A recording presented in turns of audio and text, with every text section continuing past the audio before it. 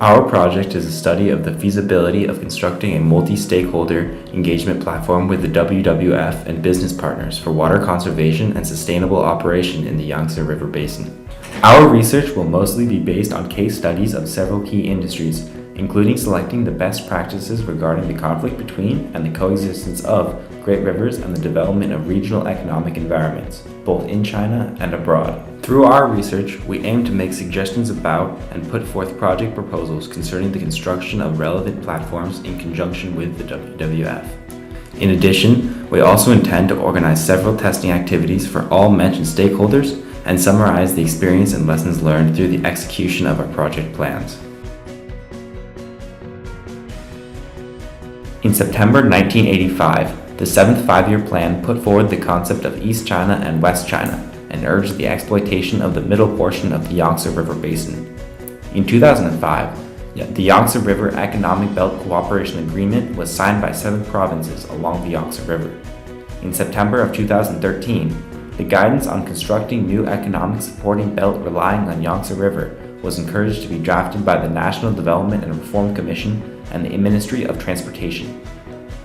On March 5, 2014, in the second session of the 12th National People's Congress, the construction of the Yangtze River Belt was upgraded to a national development strategy. The Yangtze is the world's 3rd longest river, running a 6,300-kilometer course that starts high in the Tibetan Plateau and ends at the East China Sea near Shanghai. It is one of the world's most ecologically and socio-economically critical rivers for biodiversity, freshwater, and terrestrial ecosystems. The upper, central, and lower reaches of the Yangtze are the only home of several endangered species, including the snow leopard, giant panda, and finless porpoise.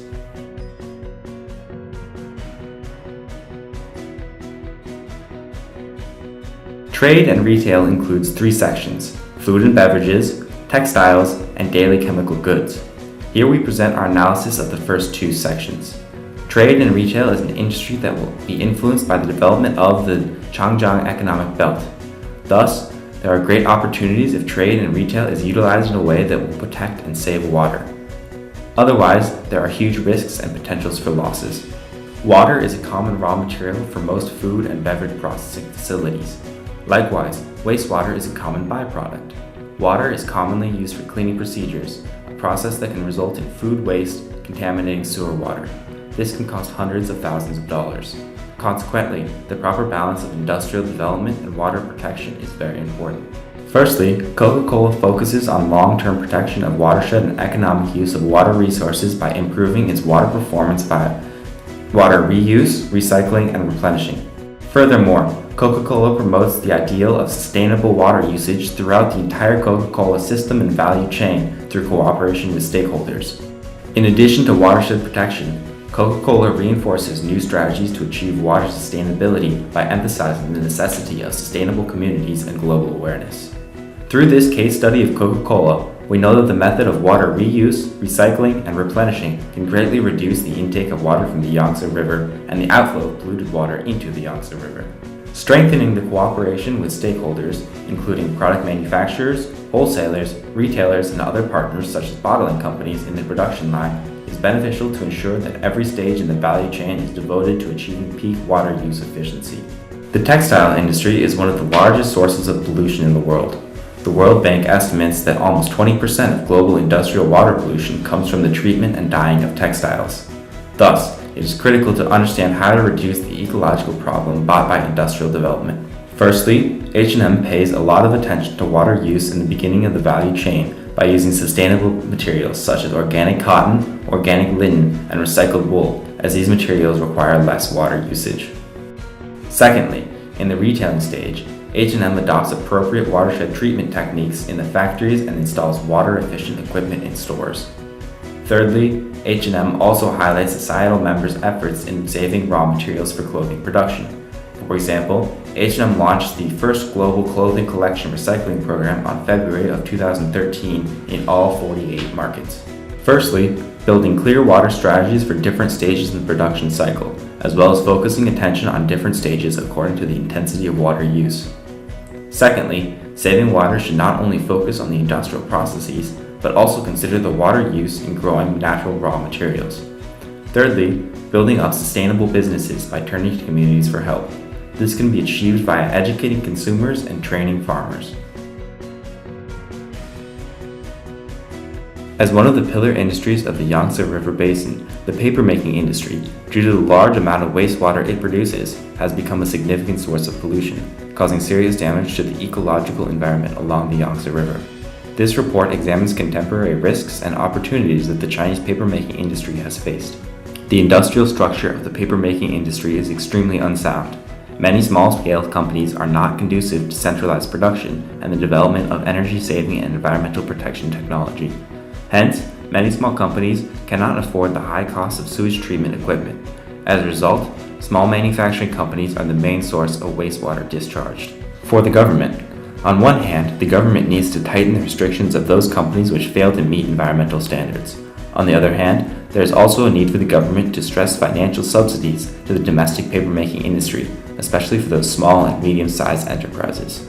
For small and medium-sized enterprises, options are quite limited. They must either update technology and transfer production systems or close. In order to achieve this transformation, aside from relying on national policy support, the key to long-term development is to cooperate with big industries with advanced technology, whose financial and technical support and standardized sewage treatment systems may bring new life to those small companies on the brink of collapse. Medium and large enterprises can take advantage of large-scale production to realize collection production, as well as behaving in a more socially responsible manner. Why should we study the financial industry?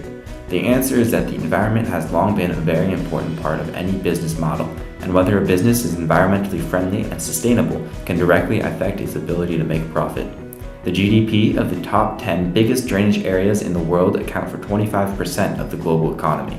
Additionally, as water conservation requires funding, we need financial companies to be socially responsible and help to build a better future.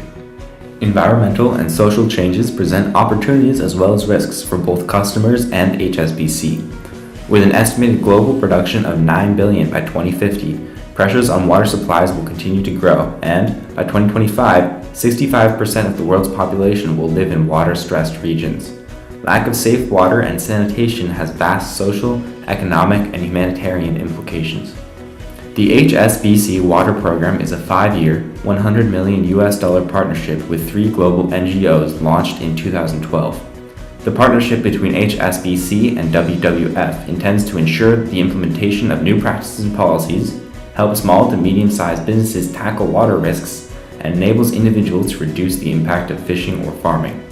Currently, a common method has been agreed upon for monitoring the impact of the Three Gorges Dam on the spawning patterns of Chinese carp. Pilot programs are underway, cooperating with dairy groups and textile mills to reduce water pollution and overconsumption. Financial institutions like HSBC can greatly promote the protection of the Yangtze River in many ways. For instance, their funding can provide strong support for environmental protection programs. Finally, financial institutions play a key role in making positive influences in their clients' work and will provide leadership. Helping to ensure its sustainable circulation will benefit these financial corporations themselves.